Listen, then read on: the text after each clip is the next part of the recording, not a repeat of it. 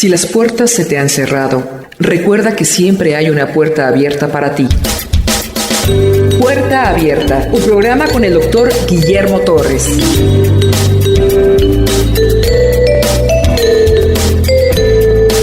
Capítulo 21 de nuestra Confesión de Fe Bautista, 1689, que habla de la libertad en Cristo y de la libertad de la conciencia. Entendemos que esto está dirigido a cristianos, la libertad de la conciencia de cristianos. Vamos a ver si esta libertad tiene límites, y si tiene límites, ¿cuáles son? Y si realmente Cristo nos hizo libres o no. ¿Nos hizo libres de qué? Me hizo libre de mis deudas, ya no debo nada. Cuando fui a preguntar al banco, están canceladas. Cristo me hizo libre. No, vamos a ver 9 puntos de los cuales Cristo nos hizo libres, y son más trascendentes de que si usted deba o no deba dinero aquí en esta tierra. Juan capítulo 8 dice: conoceréis la verdad y la verdad os hará libres. Aquí el apóstol Juan está ligando la libertad con la verdad, porque nadie puede ser libre a través de la mentira. Recuerden quién es el padre de la mentira, que quede claro. Nadie puede ser libre a través de la mentira. Por eso Jesús dijo: conoceréis la verdad y la verdad os hará libres. La libertad está unida a la verdad. Y Jesús dijo: yo soy el camino, la verdad y la vida. Así que en términos estrictos, el único libre en este mundo es aquel que ama a Cristo. Fuera de ahí, aunque sea un hombre muy moral, muy ético, no es libre, porque solamente la verdad os puede hacer libre. Y estamos viviendo en un mundo posmoderno que dice lo contrario. La posmodernidad dice: todo mundo tiene su verdad y cada verdad es válida. El musulmán tiene su verdad, el cristiano tiene su verdad, todos tienen su verdad y cada verdad es válida. Esto niega el principio, porque no puede haber más de una verdad. Si hay más de una verdad, ya la verdad no es verdad. La Biblia dice que solamente hay una verdad que os hará libre, y esa es Jesucristo. Para el mundo la libertad es que tú puedas hacer lo que quieras. Tengo el dinero, tengo la salud, tengo la inteligencia para hacer lo que quiero. Por lo tanto, soy libre. ¿Esa es la libertad? No. Ahora, desde el punto de vista bíblico, la verdadera libertad es hacer lo que Dios manda. El hombre verdaderamente libre es aquel que Dios le da la capacidad de obedecer sus mandamientos. El apóstol Pablo decía: esclavo de Jesucristo, porque el que es esclavo de la verdad es libre. Es filosofía cristiana. Nosotros somos esclavos de Cristo, esclavos de la verdad, y como resultado somos totalmente libres en Cristo Jesús. Vamos a entrar a la confesión de fe. Yo quisiera que me librara de una enfermedad. Yo quisiera que me librara de unas deudas. Eso Dios lo puede dar, pero es añadidura, no es lo central. La confesión de fe tiene 9 cosas de las cuales Cristo nos hizo libres. Cada una le puse solo un versículo bíblico porque no me da el tiempo. La libertad que Cristo ha comprado para los creyentes bajo el Evangelio consiste en, primero, nos hizo libres en su libertad en la culpa del pecado. Está hablando que en el día del juicio, en el día final, todos son culpables bajo la ira de Dios, excepto aquellos que están cubiertos con la sangre de Cristo. Primer punto de que te hizo libre de la culpa del pecado. En aquel día, estos están cubiertos por la sangre de Cristo, el resto no.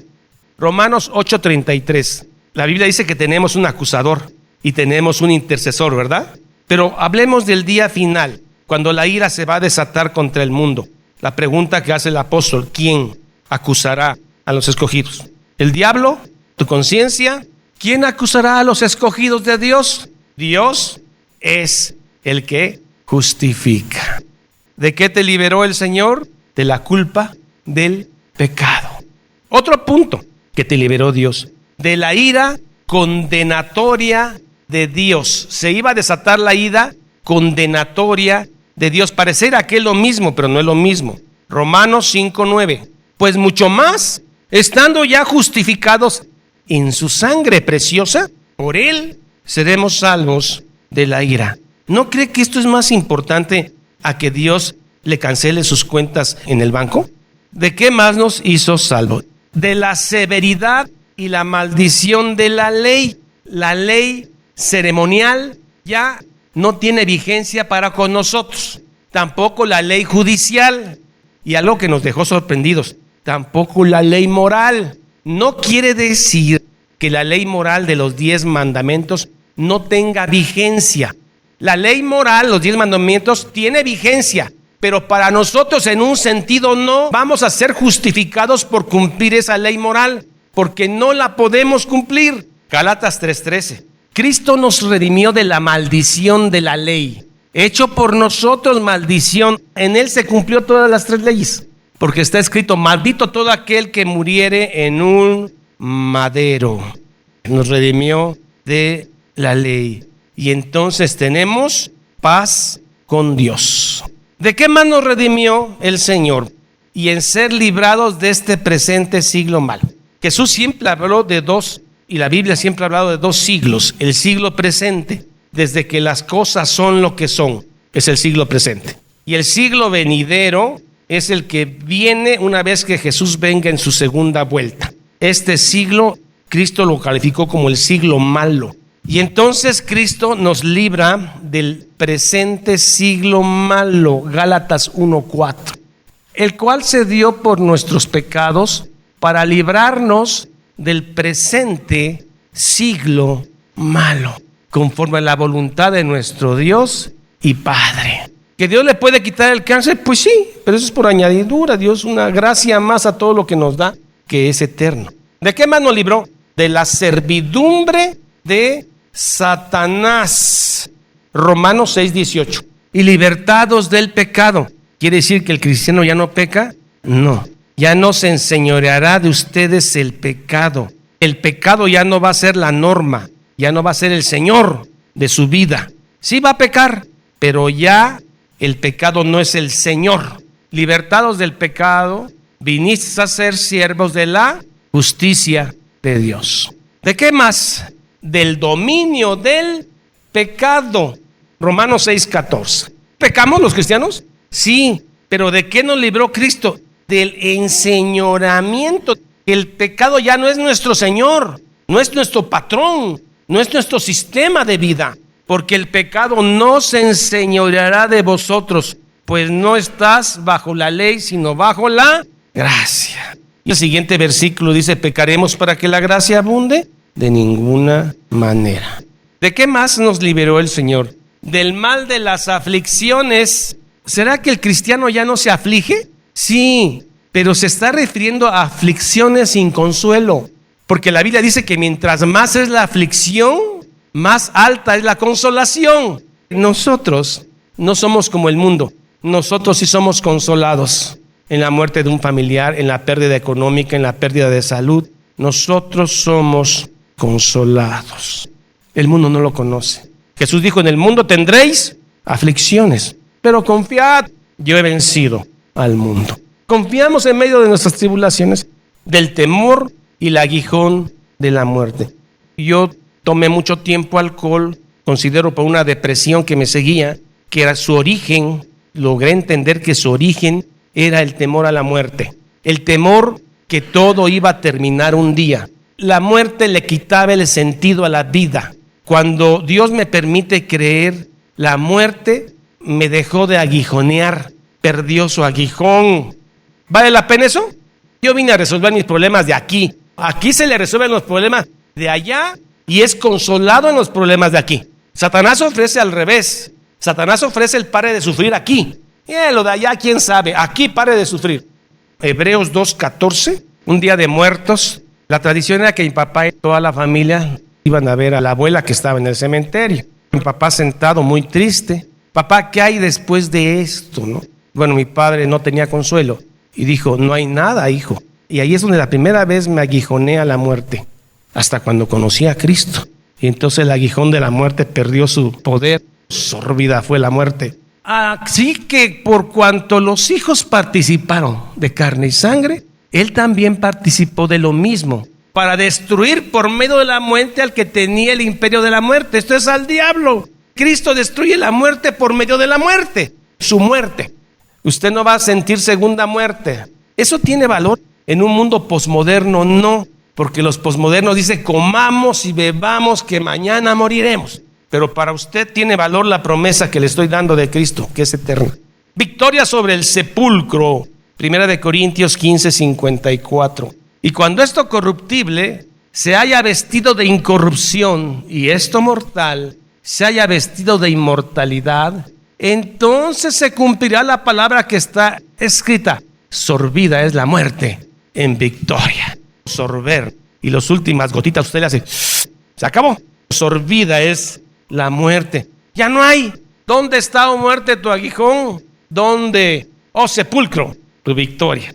Luego dice, y también consiste en su libre acceso a Dios y en rendirle obediencia a Él. Tenemos la libertad de tener acceso a Dios, también tenemos la libertad de obedecerle, porque Él pone el querer como el hacer.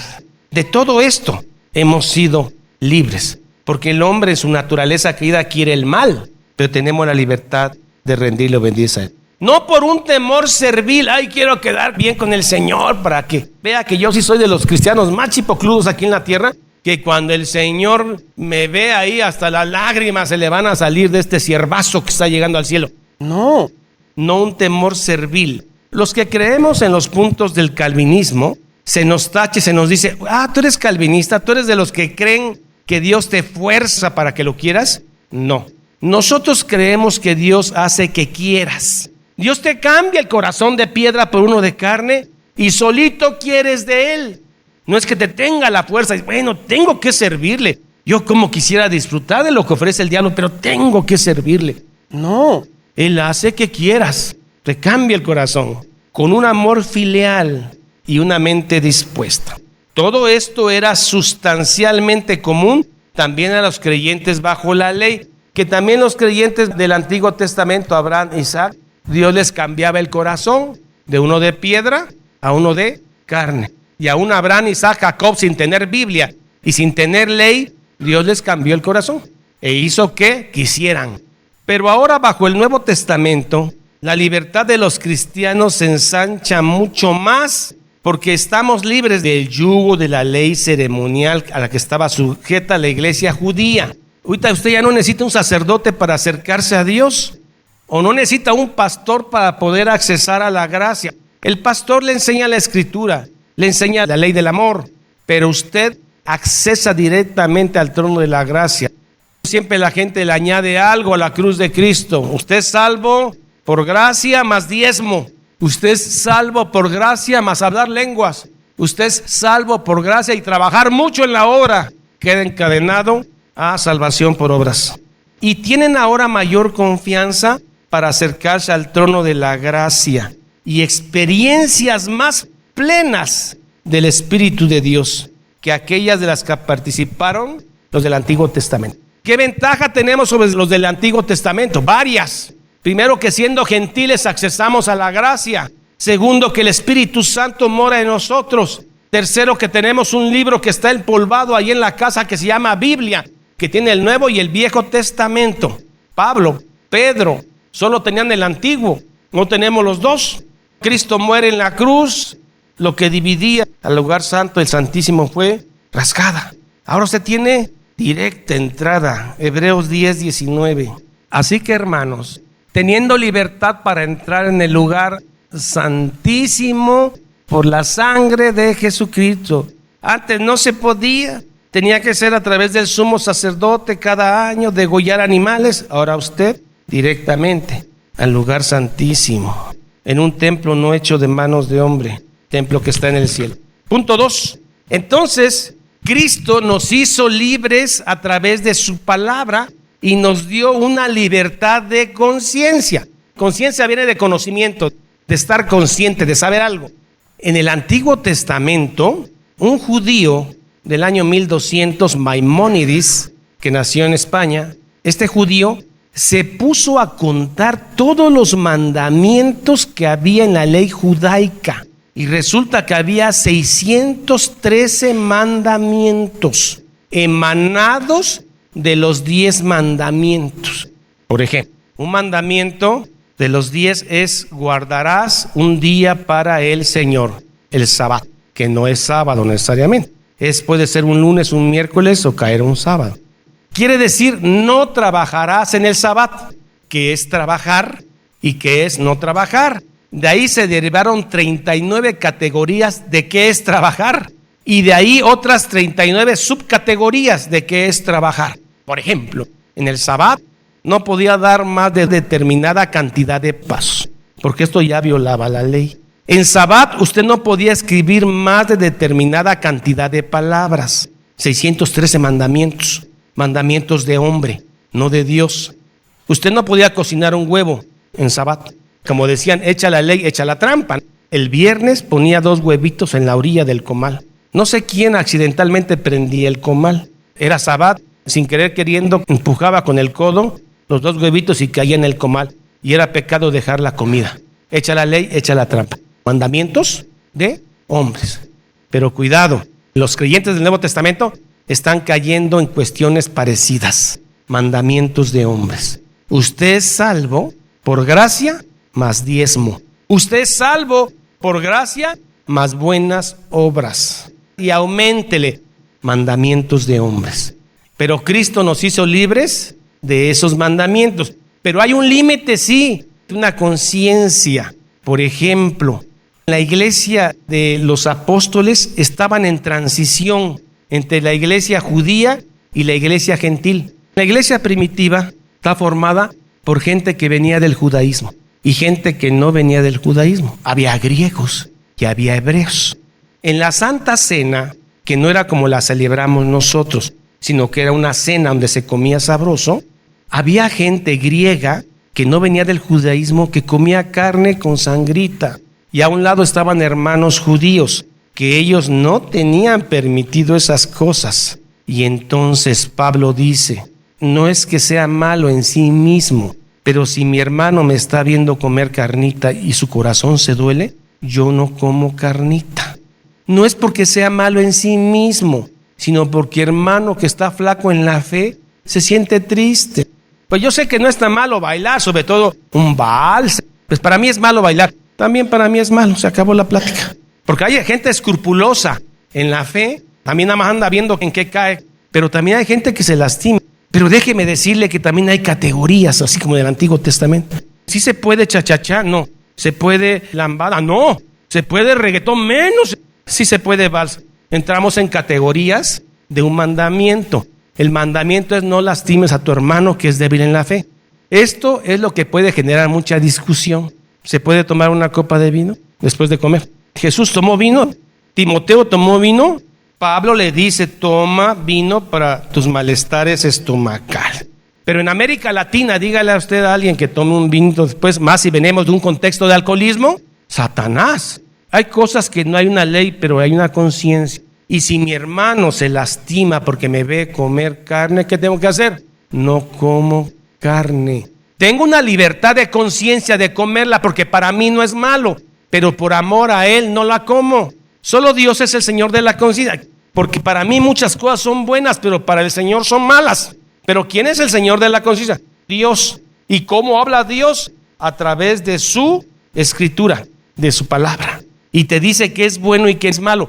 Dios es el Señor de la conciencia y la ha hecho libre de las doctrinas y los mandamientos de los hombres que sean en alguna manera contrarios a su palabra o que no estén contenidos en esta. Si hay un pastor que le está diciendo a usted algo que está en contra de la palabra, usted no debe hacer caso o obedecer eso, porque el Señor de la conciencia es Dios. Así que creer tales doctrinas o obedecer tales mandamientos por causa de la conciencia Cristo nos hizo libre en esa conciencia. Pero seguir mandamientos de hombre es traicionar esa libertad de conciencia. ¿Qué es lo que le agrada a Dios? Santidad externa. Usted salva por gracia. Más velo y más falda hasta los tobillos. Llegó otra hermana, dice, bueno, eso es cuestión de libertad de conciencia. Yo soy libre en Cristo y Dios conoce mi corazón. Por eso traigo esta minifaldita. Por algo voy al gimnasio. Sí, usted es libre, pero no ve a aquel hermano que se ve que está padeciendo de lujuria. No ha pensado en él, pero hay una regla que es la del amor. Ninguno busque su propio bien, sino de él otro. Y el requerir una fe implícita y una obediencia ciega a esos mandamientos y absoluta es destruir la libertad de conciencia. Si seguimos los mandamientos de hombres. ¿Quién es el Señor de la conciencia? 2 de Corintios 1:12. Porque nuestra gloria es esta, el testimonio de nuestra conciencia, que con sencillez y sinceridad de Dios, no con sabiduría humana, sino con la gracia de Dios, nos hemos conducido en el mundo y mucho más con vosotros, con una buena conciencia, que es en amor. Cuando usted dude, porque en la Biblia no viene si esto es bueno o es malo y tenga la duda, mejor no lo haga. Es un consejo general. Si usted tiene duda, porque su conciencia le está diciendo creo que es malo, la Biblia no es tan clara en ese punto, no lo haga. Porque el que duda en lo que come, ya pecó. Si usted le ofrecen unos tacos de moronga, sangrita, y usted tiene esa cosa del Antiguo Testamento, no la coma. No obligue a otros a no comerla, es otra cosa. Pero usted no la coma. Punto 3. Aquí viene el abuso de la gracia. 2 de Pedro 3:16. Vamos a ver quiénes tuercen la Escritura para su propia desgracia. En casi todas sus epístolas, hablando en ellas de estas cosas, entre las cuales algunas difíciles de entender de Pablo, las cuales los indoctos e inconstantes tuercen, como también las otras escrituras para su propia perdición. Jesús tomó vino. ¿Cuál es el problema? Salud. Vamos a ver el contexto judío. El agua era insalubre, se enfermaba. El vino era antiséptico, antioxidante. No se lo puedo decir yo a un hombre que viene de un contexto de alcoholismo. No es pecado, échele. No. Aquellos que bajo el pretexto de la libertad practican cualquier pecado o abrigan cualquier concupiscencia, al pervertir así el propósito de la gracia del evangelio para su propia destrucción.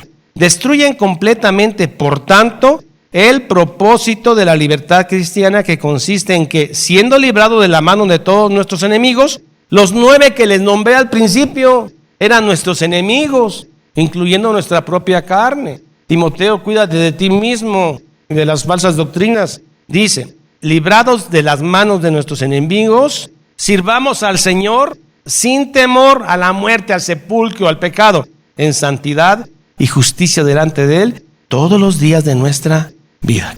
Lucas 1:74. Qué bonito servir al Señor ya sabiendo que si te mueres directo al Señor, ya sin miedo te vas. Ay, y si mañana me da cáncer, el Señor te va a recibir arriba. Que librados de nuestros enemigos, los que le mencioné en el primer punto, sin temor le sirvamos, contentos sirviéndole al Señor, porque ya nos libró de esas pestes y esas maldiciones de la muerte. ¿Tienen límites esta libertad? En Cristo sí, son 2. Los límites de la conciencia son, primero, la autoridad de Dios, que es el Señor de la conciencia, y 2, la legislación y derechos de los hombres con quienes se vive en sociedades organizadas, el Estado. Dios estableció tanto la iglesia como el Estado, porque Dios ha puesto las autoridades. Solamente no cumples algo que el gobierno te mande si va en contra de un concepto claro de la Biblia y lo contradice. De no ser así, usted tiene que someterse a las autoridades. Primero a la ley de Dios y después a las autoridades. ¿Qué es eso de que un cristiano se pone una capucha y se va contra el gobierno y con balazos y piedras? No. Vamos a orar por las autoridades y los límites los marca Dios. Termino con este versículo, Gálatas 5:13. Porque vosotros, hermanos, a libertad fuisteis llamados, solamente que no uséis la libertad como ocasión para la carne, sino servíos por amor los unos a los otros. Conoceréis la verdad y la verdad os hará libres. La libertad está sujeta a la verdad. Nadie puede ser libre a través de la mentira. Nadie. Padre, en el nombre de Jesús, gracias, Señor. Bendito eres porque nos libraste de estas maldiciones. Del pecado ya no se enseñoreará sobre ustedes, no será su Señor. El aguijón de la muerte ya no nos hace daño. El poder del sepulcro está vencido. Sorbida es la muerte en victoria. Venciste la muerte a través de la muerte, Santo Señor. Seremos afligidos en este mundo. Usted lo advirtió. Confiad, porque yo he vencido al mundo. Manada pequeña, puerta angosta, camino estrecho. Esos somos tus ovejas, Señor. Humilladas por el mundo, ignoradas por el mundo, marginadas por el mundo apóstata. Esos somos, Señor, pero confiamos en ti y en tus promesas, Señor. Santo eres. Gracias por habernos elegido. Te pido por los que aún no te conocen, parientes, amigos que amo y no te conocen, que conozcan la verdad y sean libres por fin. En el nombre del Padre, del Hijo y del Espíritu Santo. Amén. Jehová es mi pastor, nada me faltará. En lugares de delicados pastos me hará descansar. Junto a aguas de reposo me pastoreará. Confortará mi alma. Me guiará por sendas de justicia por amor de su nombre. Aunque ande en valle de sombra de muerte, no temeré mal alguno, porque tú estarás conmigo. Tu vara y tu cayado me infundirán aliento. Aderezas mesa delante de mí en presencia de mis angustiadores. Unges mi cabeza con aceite, mi copa está rebosando. Ciertamente el bien y la misericordia me seguirán todos los días de mi vida, y en la casa de Jehová moraré por largos días. Salmo 23. Esta es la paz que Dios te da a través de su palabra. Busca un grupo de personas que te ayuden a leer e interpretar la Biblia. Te invitamos a escuchar el programa Puerta Abierta con el Dr. Guillermo Torres, pastor de la iglesia La Familia de Dios. Todos los días por esta estación.